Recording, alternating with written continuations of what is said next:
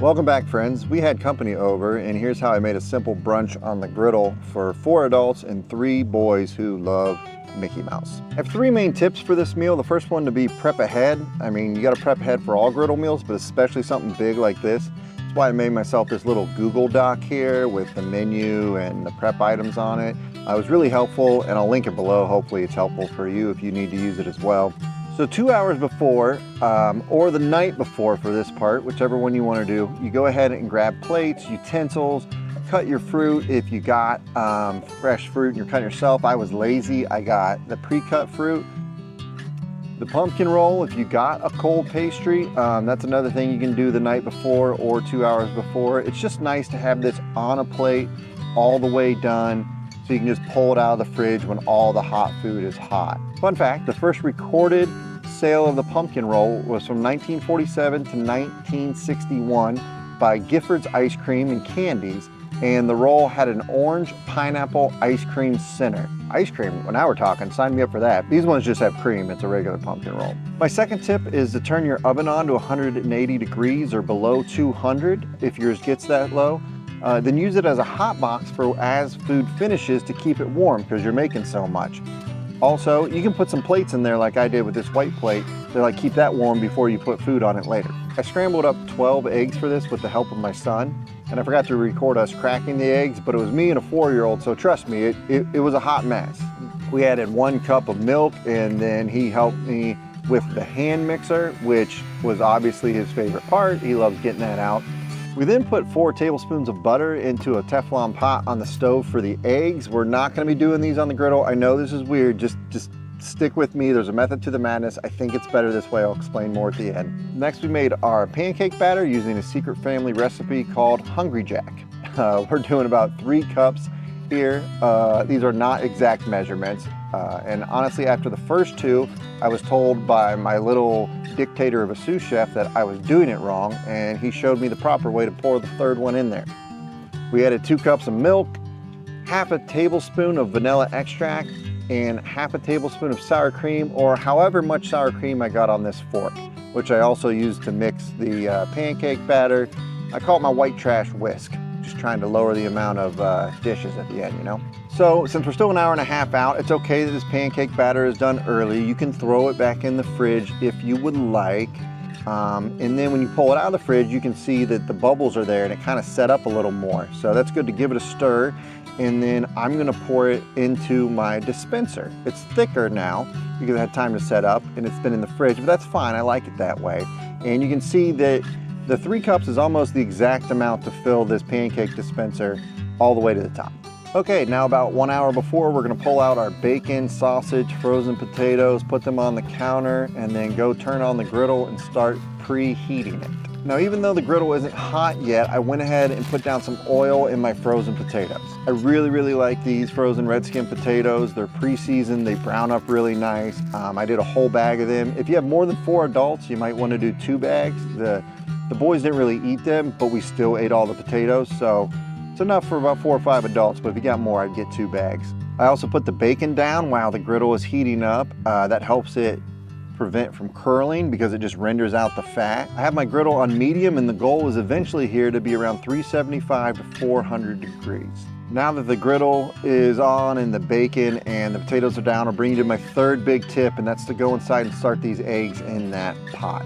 I know it's blasphemy that I'm not doing these on the griddle, but I really think it's better, okay? So I got my butter melted, I got my 12 scrambled eggs that were back in the fridge from cracking them. I'm gonna pour them into the pot, turn it all the way down to low and put the lid on, okay? We're an hour out, so you're like, Johnny, I don't wanna cook these eggs. We're not gonna fully cook them. We're just gonna put them on low and let them slowly rise up in temp. And then at the end, we can turn the heat up and finish them last, like all the way last. This is kind of how I used to do it when I managed kitchens at retirement homes for about 15 years, and we had to make a lot of eggs for a bunch of elderly people that lived there.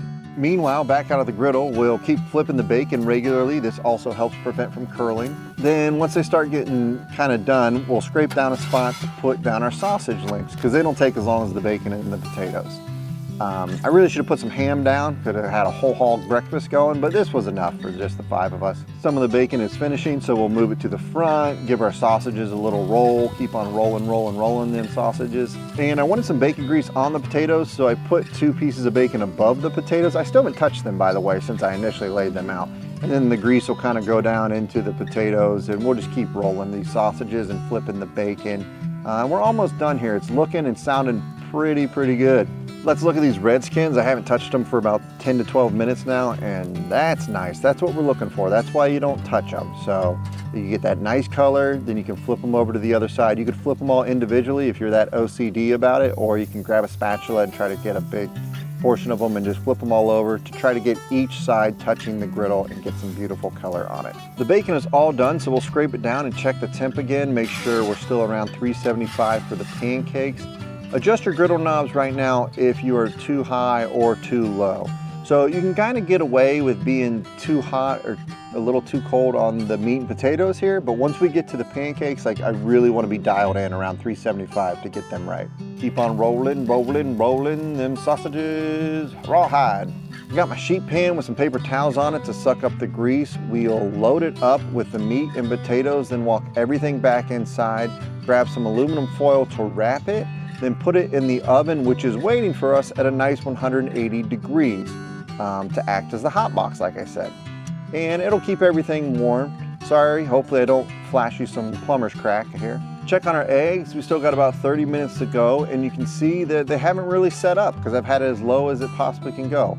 But we're raising the temperature, that's okay, so they'll cook quick when we do want them to cook. Now it's everyone's favorite time, pancakes. I'm scraping all of the grease and potato droppings I can. Then I will grab a paper towel and wipe the whole griddle down. No need for more oil. There's plenty of residual bacon grease, sausage grease, and oil on there already. We just want to get it clean so there's no like, seasoning from the potatoes or scraps from the sausage or bacon on there. You don't want any of that in your pancakes. Well, maybe you do want some of it in your pancakes, but it may not look as pretty. If for some reason you're way too hot right now, this is a good time to grab your squirt bottle of water, squirt that on there, rub the paper towel, and then check your temperature. So that's how you can get it down if for some reason you jumped up to like 425 or 450. I only have 12 pancakes on camera, including the 3 Mickey Mouse pancakes, but I did like 4 or 5 more afterwards. So you'll get a total of like 16 3 to 4 inch pancakes out of this recipe. For the Mickey Mouse ones, you do 2 small pancakes for the ears and 1 big one in between, and make that big one like flow into the 2 little ones. I should have stirred my batter again because it was still struggling to come out of the dispenser because of how thick it was. Got to make sure I get chocolate chip smiles in these Mickey Mouse pancakes. One of these wild little boys inside are gonna not be happy if they don't have chocolate chips. I'm not saying raising boys is harder than girls, I'm just saying it burns more calories. Now these Mickey Mouse pancakes aren't perfect. A couple of them look like they lost a street fight to Donald Duck, but that's okay, it's the thought that counts. Then we'll flip everyone over once the bubbles come through, usually after the pancakes have been on the griddle for like 90 seconds. And they're all looking pretty tasty. Got my extra large Fat Daddy spatula for this. It really comes in handy when you have to make pancakes, but especially the Mickey Mouse ones. If you don't have a big spatula like this, just try using 2 of them. There's the white plate that I had sitting in the oven, so it's warm, which is nice. We'll put the pancakes right on a warm plate, then take them back in to go with the meat and potatoes back in the oven to stay warm. Now I turn the heat up on the eggs, and about a minute or 2, they start to set up.